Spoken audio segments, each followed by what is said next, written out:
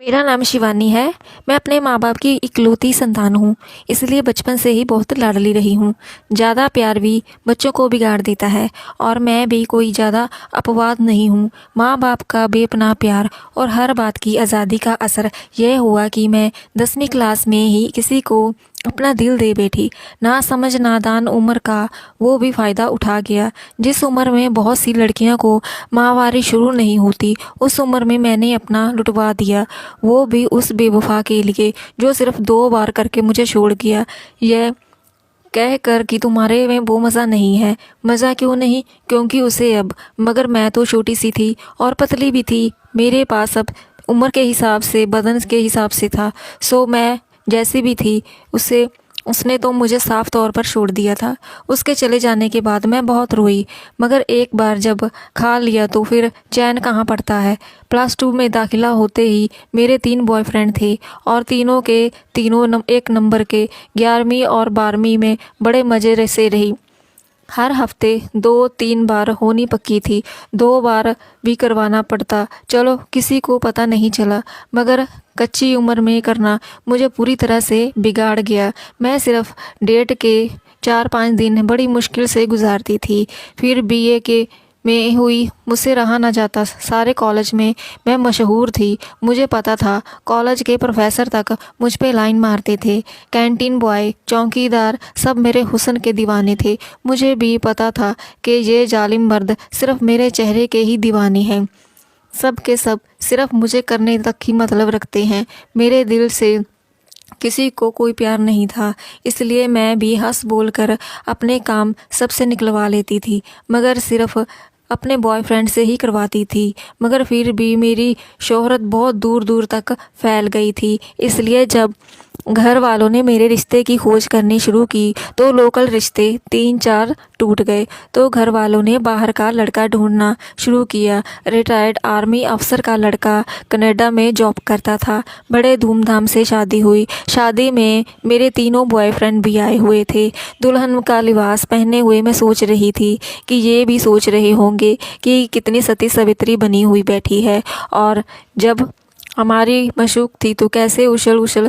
खैर शादी हुई, सुहागरात भी हुई। जानबूझकर मैंने दर्द होने का नाटक किया। बहुत रोई, जैसे मेरी तो हो गया। घर वाला पूरा खुश कि बड़ी अच्छी चीज़ मिली है। शादी के बाद हनीमून पर भी गए, वहाँ पर भी बस चली दिन रात। जब भी मौका मिलता उत्तम ने मुझे बहुत प्यार किया, मगर कुछ बातें मुझे ठीक नहीं लगी।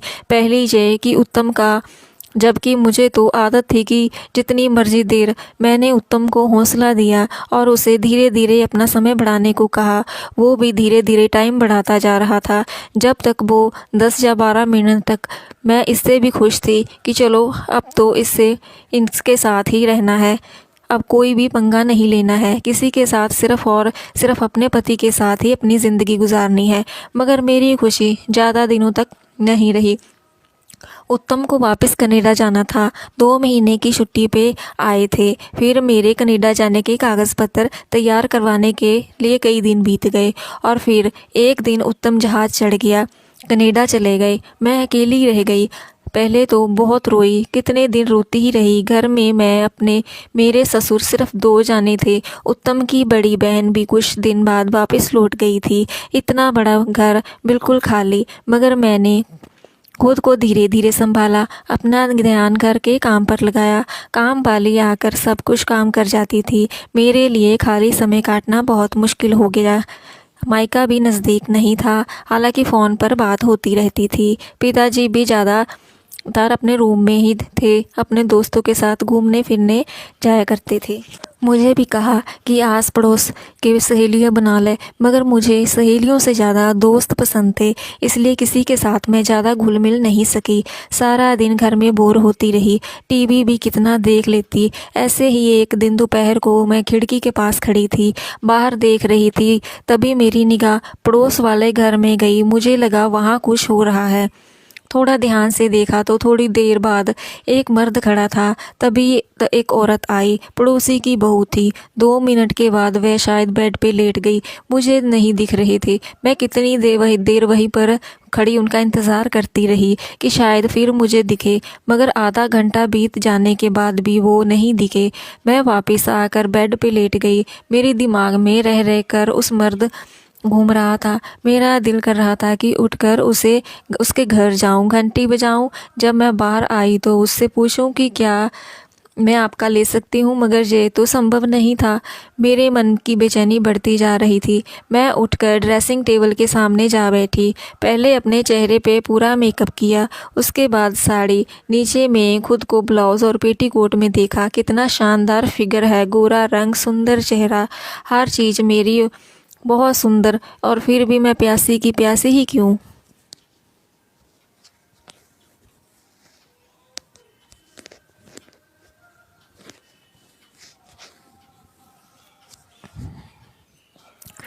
क्या इस खूबसूरत बदन के साथ मुझे किसी चीज़ की कमी है? नहीं, मगर दूसरे ही पल मन में ख्याल आया कि नहीं, सिर्फ अपना पति और कोई नहीं। यह सोचकर मैं बेड पर लेट गई। उस रात को मैंने से किया, मगर हाथ से करने में ऐसे में ही एक अजीब वाक़या हुआ। मैं शाम को पिताजी को चाय देने गई। घर का माहौल शुरू से ही खुला था, तो घर में jeans, T shirt, pant, capri आदि पहनने में कोई दिक्कत नहीं थी। मेरे जो जीन्स के साथ टी शर्ट पहनी हुई थी उसका गला थोड़ा गहरा था, मगर मैं तो अपने ही कमरे में रहती थी। पिताजी मेरे कमरे में नहीं आते थे, सो अगर मैं ऐसे भी रहती तो कोई डर नहीं था। मगर जब मैं पिताजी के रूम में गई तो उस वक्त पिताजी सो रहे थे। ये तो ससुर जी हैं, इनके साथ कैसे? मैंने चाय रखी तो पिताजी की आंख खुल गई। तो जब मैं झुकी हुई थी तो उसकी नज़र सीधे मेरे टी शर्ट के गले सिर्फ 2 सेकंड के लिए गौर से देखकर उन्होंने अपनी निगाह हटा ली। मैं भी वापस आ गई। उसी रात मुझे सपना आया कि मैं पिताजी का। मेरी नींद खुल गई। मैंने हाथ लगाकर देखा, मैं पिताजी के कमरे के बाहर जा खड़ी हुई। उनके कमरे का दरवाज़ा खुला हुआ था। मैंने देखा वो अंदर सो रहे थे। मैंने दरवाजे के पास से अपना थोड़ा सा सर आगे किया तो उनको देखकर, मगर जब मेरा जोश चढ़ा तो मैं धीरे धीरे पूरी तरह से दरवाजे के सामने हो जा खड़ी हुई, मगर ऐसे कुछ नहीं हुआ। अगली रात मैं फिर उनके कमरे के सामने थी। आज मैं थोड़ी देर और दिलेर हो गई। आज तो मैं उनके कमरे के अंदर चली गई कि तभी अचानक बत्ती जल गई। मैंने चौंक कर सामने देखा, पिताजी बेड पर अधलेटे से लाइट जलाकर मेरी तरफ देख रहे थे। मैं तो उठकर भागी। सच में बहुत शर्म आई मुझे। ये मैंने क्या कर दिया? पिताजी क्या सोचेंगे मेरे बारे में? अगले दिन शर्म के मारे मैं पिताजी के सामने ही नहीं जा पा रही थी। उनकी चाय नाश्ता मैंने कामवाली के हाथ से भिजवा दिया, मगर दोपहर खाना तो मुझे ही खिलाना था। जब उन्होंने खाना परोसा तो वो बोले, बेटा मैंने उत्तम से बात की है, वो जल्दी तुम्हें अपने पास ले जाएगा, तब थोड़ा सब्र तो रखो। उनकी इस छोटी सी बात से मुझे कुछ था। मैं फिर रात में, मगर तभी ड्राइंग रूम की लाइट जल उठी। देखा सामने पिताजी खड़े थे। बेटा ये क्या कह रही हो तुम? क्या इतनी बेबस हो चुकी हो तुम? मैं तो टूट ही पड़ी, नीचे फर्श पर ही गिर पड़ी। रो दी मैं, फूट फूट कर रोई।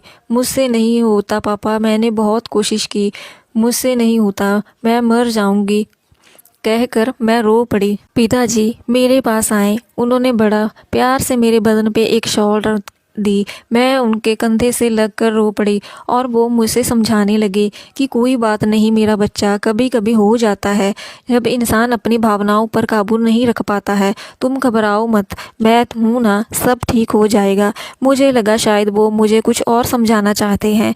मुझे पता नहीं क्या आया मेरे मन में। बोली, पापा मुझे ये चाहिए। वो तो एकदम से चौंक गए। शिवानी बेटा ये क्या किया तुमने? मैंने भी उनकी बात पर ध्यान नहीं दिया और काम में अंधी होकर मैंने पापा के, और उसके बाद पापा ने अपनी जवानी का पूरा जोश दिखाया। मैं तो सच सोच सोच कर हैरान थी कि 60 साल में पापा का इतना जोश, इतनी जान। मैंने कहा, पापा मज़ा आ गया, इतना मज़ा तो मुझे उत्तम ने भी नहीं दिया। आप सच में कैसे बाप हो? वो बोले, अरे तेरी आंख तो मैं पहले से ही पहचान गया था, मगर मैंने ये नहीं सोचा था कि तू पक्के आम की तरह मेरी झोली में गिरेगी, वो भी वैसे माँ पर मैं तो तेरी माँ पर फिदा हूँ। वो भी बहुत सुंदर औरत है, मगर तू तो बहुत ही बेसब्री निकली। 1 महीना भी मुश्किल से नहीं काट पाई। मैंने भी अपनी कमर पापा 1 महीना नहीं, 1 दिन नहीं काट पाई। मैं तो जिस दिन उत्तम गए थे उसी दिन सुबह 9 बजे के बाद ही उठी। मेरे नाइट ड्रेस पहनी हुई थी। मैं उठकर बाथरूम में गई। नहाते हुए शीशे में देखा, ससुर जी अपने रूम में ही थे। काम वाली ने चाय बना दी। मैं तैयार होकर चाय लेकर ससुर जी के कमरे में गई, मगर उन्होंने ऐसे दिखाया जैसे कुछ हुआ ही नहीं था। अगले महीने उत्तम वापस आ गए, मुझे हमेशा के लिए अपने साथ कनाडा जाने के लिए। अब मैं सोच रही थी कि जाऊं या नहीं। अरे सच एक बात और, आई एम प्रेग्नेंट। इसमें कोई शक नहीं है कि ये बच्चा पापा का ही है, मगर क्या उत्तम इसे कबूल करेंगे? ये कहानी काल्पनिक है, इसका वास्तव जीवन से कोई भी संबंध नहीं है। अगर ये कहानी किसी के साथ मेल खाती है तो मात्र एक संयोग कहा जाएगा।